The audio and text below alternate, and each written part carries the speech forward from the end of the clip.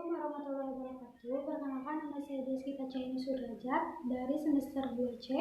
Di sini saya akan menjelaskan kembali materi yang telah disampaikan oleh Ibu Profesor Dr. Haji Heni Nuraini SHMH dan asisten dosen Bapak Dr. Randy SHMH.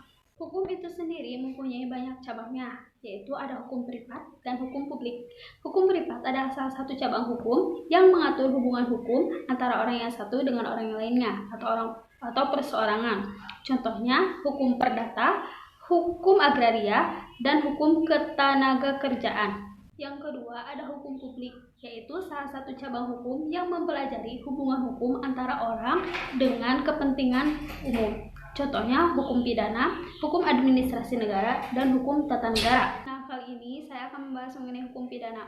Hukum pidana disebut juga dengan hukum publik, yaitu hubungan hukum yang mengatur antara hubungan perseorangan dengan kepentingan umum atau kepentingan dengan negara. Hukum pidana itu sendiri dibagi menjadi dua. Yang pertama hukum pidana material dan yang kedua hukum pidana formal. Hukum pidana material adalah salah satu cabang hukum pidana yang berisi larangan dan ketentuan bagi mereka yang melanggarnya yang dikenakan sanksi. Dan sanksi itu lebih tajam daripada cabang hukum ilmu lainnya. Yang kedua adalah hukum pidana formal, adalah salah satu cabang hukum pidana yang merupakan hak bagi negara untuk menegakkan sanksi bagi pelanggar hukum pidana material. Hukum pidana material itu sendiri contohnya KUHP dan peraturan lain di luar KUHP.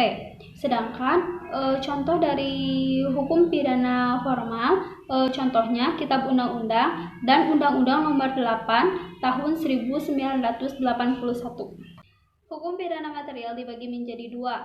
Yang pertama adalah umum dan yang kedua adalah khusus. Yang termasuk ke dalam umum yaitu diatur dalam KUHP dan Undang-Undang Nomor 1 Tahun 1946. Dan yang kedua ada khusus, tersebar di luar KUHP. Mengapa dikatakan khusus? Karena peraturan yang mengatur ketentuan yang khusus atau berkategori. Contohnya Undang-Undang Tindak Pidana Korupsi dan Undang-Undang Tindak Pidana Teroris, Undang-Undang Tindak Pidana Narkoba. Menurut Profesor Muljatna, hukum material dibagi menjadi tiga. Yang pertama, perbuatan pidana, yang kedua, pertanggungjawaban pidana, yang ketiga, sanksi pidana. Sanksi pidana itu muncul karena ada perbuatan pidana dan pertanggungjawaban pidana. Perbuatan menyangkut ke dalam asas legalitas, sedangkan pertanggungjawaban termasuk ke dalam asas kesalahan. Asas kesalahan yaitu tidak ada tindakan pidana tanpa adanya kesalahan. Seseorang jelas melakukan kesalahan, tapi tidak dapat diminta pertanggungjawaban sesuai dengan pasal 44, yaitu yang pertama, orang yang cacat jiwanya atau orang gila. Yang kedua, anak di bawah umur. Dan yang ketiga adalah idiot. Contoh hukuman mati atau eksekusi oleh anggota regu tembak Brimob tidak melanggar pasal 480 KUHP karena melaksanakan tanggung jawabnya sesuai dengan pasal 50 KUHP dan atas jabatan pasal 51 KUHP ayat 1. Hukuman dari pasal 10. Hukuman dibagi menjadi dua, yaitu hukuman pokok dan hukuman pencabutan hak. Hukuman itu sendiri dibagi menjadi dua. Yang pertama ada kurungan dan yang kedua ada penjara. Kurungan itu merupakan tindak pidana yang kejahatannya disebut dengan ringan, ditempatkan di rutan atau rumah tahanan. Yang kedua ada penjara, yaitu tindak pidana kejahatan berat yang ditempatkan di lapas. Fungsi hukum pidana dibagi menjadi dua. Yang pertama fungsi umum dan fungsi khusus. Fungsi khusus yaitu yang mengatur hidup masyarakat dan menyelenggarakan tata atau aturan dalam masyarakat.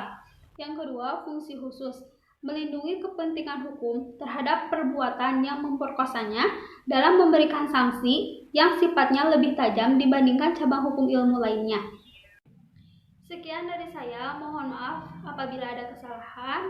Billahi taufiq wal hidayah. Wassalamualaikum warahmatullahi wabarakatuh.